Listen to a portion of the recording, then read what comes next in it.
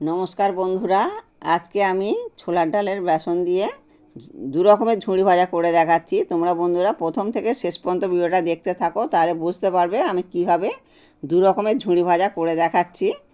তো এই দেখো বন্ধুরা কতটা সুন্দর হয়েছে। তো সুনিতা তারাসুন্দরী ভেজ, আমি সুনিতা। তোমাদের যখনই মন পছন্দ বা নতুন খাবার খেতে ইচ্ছা করবে, ইউটিউবে গিয়ে লিখবে সুনিতা তারাসুন্দরী ভেজ আর সাবস্ক্রাইব করবে আমার চ্যানেল। আমার সমস্ত রান্নার আপডেট পেতে বেল নোটিফিকেশনটা অন করে রাখবে বন্ধুরা। আর এখানে দেখো আমি যে মাপটা নিচ্ছি, এই বাটিটার দেড় বাটির মতন নেব। তো একটু চেলে নিচ্ছি যেহেতু বর্ষার সময়। আর এই দেখো এইটা আমি ফেলে দেব। আর এখানে আমি ফের হাফ বাটি নেব, তো এটাও চেলে নেব। যেহেতু বর্ষা সেই জন্য কিন্তু অনেকটা কেমন হয়ে গেছে। আর এখানে দেখো আমি লবণ দিলাম পরিমাণ মতন, আর খাবার সোডা হাফ চামচ, হিং দিলাম 1 চামচের মতন। হিংটা খুবই দরকারি, তো দিতেই হবে। আর এখানে কাশ্মীরি লঙ্কা 1 চামচ দিলাম, একটু ঝাল ঝাল হবে, ভালো লাগবে। আর হলুদটা কিন্তু অল্প একটু দিয়েছি, হাফ চামচেরও কম। এখানে কালো জিরে দিয়েছি, কালো জিরেটা দিলে খুব টেস্টি হবে। আর আমি 2 চামচ আর কি সাদা তেলটা ফুটিয়ে নিলাম, ওটাই দিয়ে দিলাম। তো ওটা দিয়ে এবারে ভালো করে মাখিয়ে নেব।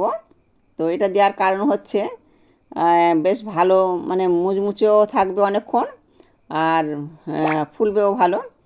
মানে অনেকক্ষণ ধরে আর কি, মানে অনেক সময় ধরে ওটা মুচমুচেটা থাকবে, তার জন্য একটু তেলটা গরম করে নিতে হয় বন্ধুরা। তো এবারে আমি হাতের সাহায্যে একটু ভালো করে মেখে নেব। তো এটা প্রায় 5 মিনিটের মতন হাত দিয়ে একটু মেখে নেব। এইভাবে কিন্তু ডলে ডলে মাখতে হবে। তো সবগুলো একসঙ্গে মিশিয়ে নিতে হবে। আর অল্প অল্প করে জল দিয়ে মাখবো। আর ব্যাটারটা কীভাবে মানে তৈরি করতে হবে তোমাদের আমি দেখিয়ে দেবো, তোমরা দেখতে থাকো। তো একসঙ্গে বেশি জল দিলে ঢিলে হয়ে যাবে, তো তার জন্য অল্প অল্প করেই কিন্তু জল দিয়ে মাখতে হবে। তো এই দেখো আর দিতে লাগবে না। এবারে ব্যাটারটা কত সুন্দর হয়েছে দেখো। এটা কিন্তু প্রায় 5-6 মিনিটের মতন ফেটিয়ে নিতে হবে।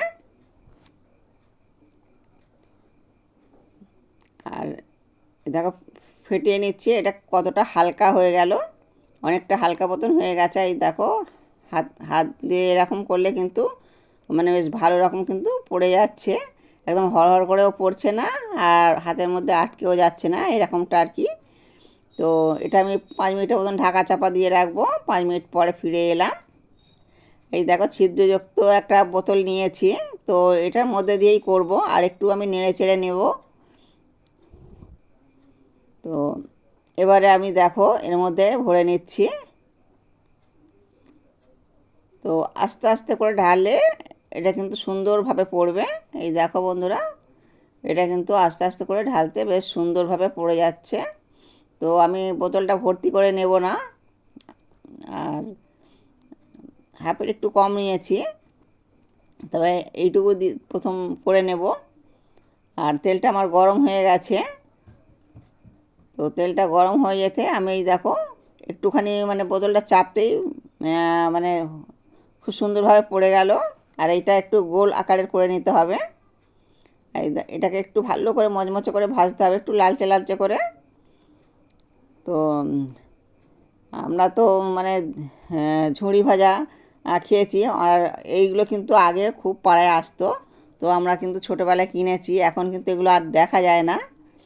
তো সেইটা আমার মনে ছিল যে ওই যে গোল গোল জিনিসটা ওটা বেশ খেতে ভালো লাগে, তার জন্য কিন্তু ওটা আমি করলাম। তো এখন কিন্তু এগুলো বাচ্চারা খুব একটা দেখতে পায় না, আর এটা তো আমি করছি।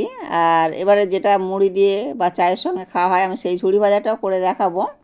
তো তোমরা দেখতে থাকো, তাহলে বুঝতে পারবে।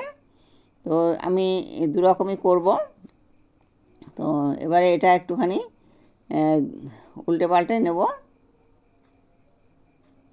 আর এই দেখো লালচে লালচে হয়ে গেছে। এবারে কিন্তু আমি এটা তেলটা ঝরিয়ে তুলে নিচ্ছি।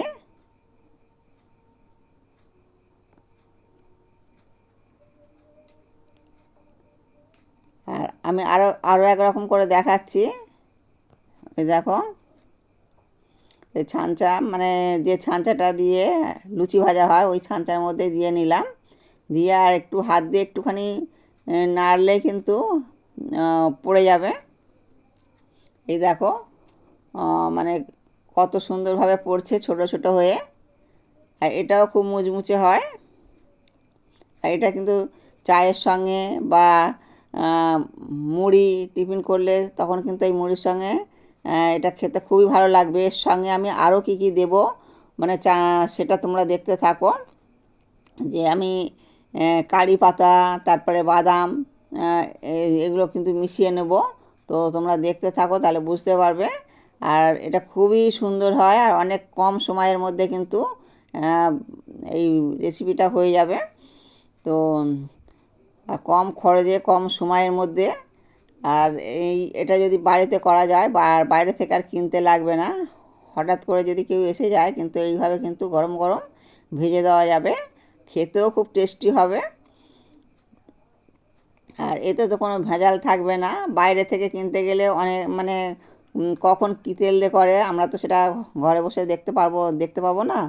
কিন্তু বাড়িতে আমরা ভালো তেলের ভাজতে পারবো, বা ছেলেপুলেদের মানে ভালো জিনিসটা খাওয়াতে পারলেও ভালো লাগবে আমাদের। তো বাইরের জিনিসটা সব সময়ের জন্য তো ভালো নয়। আর বাড়িতে যতটা ভালো মানে করা যায় ততটাই কিন্তু ভালো, মানে এটার মধ্যে কোনো ভেজাল নেই।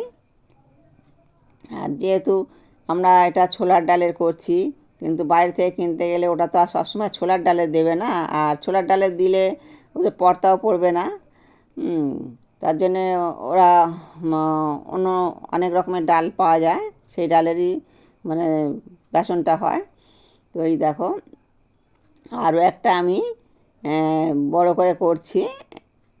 এই দেখো, এইটা বেশ একটু বড় আকারের করে নিচ্ছি। তো এগুলো কিন্তু দেখলে বাচ্চারা খুব খুশি হয়ে যায়। এটাও ভাজা হয়ে গেছে। এই দেখো আমার বেশ অনেকগুলোই ভাজা হয়ে গেছে। আর এই দেখো এই বাদামগুলো কিন্তু ভাজাই বাদাম ছিল, তো আমি আর একটু ভেজে নিচ্ছি, লালচে লালচে করে একটু ভেজে নেব। তো এটা বেশি সময় লাগবে না।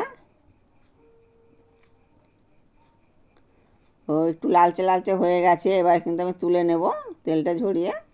এই দেখো আমি এটা তুলে নিচ্ছি। এবারে কিন্তু আমি কারি পাতাগুলো ধুয়ে রেখেছি। তো কারি পাতাগুলো দিলে কিন্তু চড়বড় করে একটা আওয়াজ হয়। তো এই আওয়াজটা হয়, ধুয়ে রাখতে হবে, ধুয়ে ভালো করে মুছে নিতে হবে। আর একটু দূর থেকে এই কারি পাতাটা দিতে হবে, আর না হলে কিন্তু গায়ে ঠিকরে পড়ার সম্ভাবনা থেকে যায়। তো তোমরা একটু সাবধান হয়েই করবে এগুলো। আর এই দেখো কত সুন্দর হয়েছে, দেখো আর কত লোভনীয় হয়েছে। আর এগুলোও দেখো খুব ঝুরঝুরে হয়েছে, আর এটা খুব সুন্দর কিন্তু মুচমুচে হয়েছে। আর এবারে আমি এর সঙ্গে কারি পাতা দিয়ে দেবো আর বাদামটা দিয়ে দেবো। তো তোমরা বন্ধুরা এরকম করে করবে, ভালো লাগবে। ভিডিওটা এখানেই শেষ করছি, তোমরা অনেক ভালো থাকবে।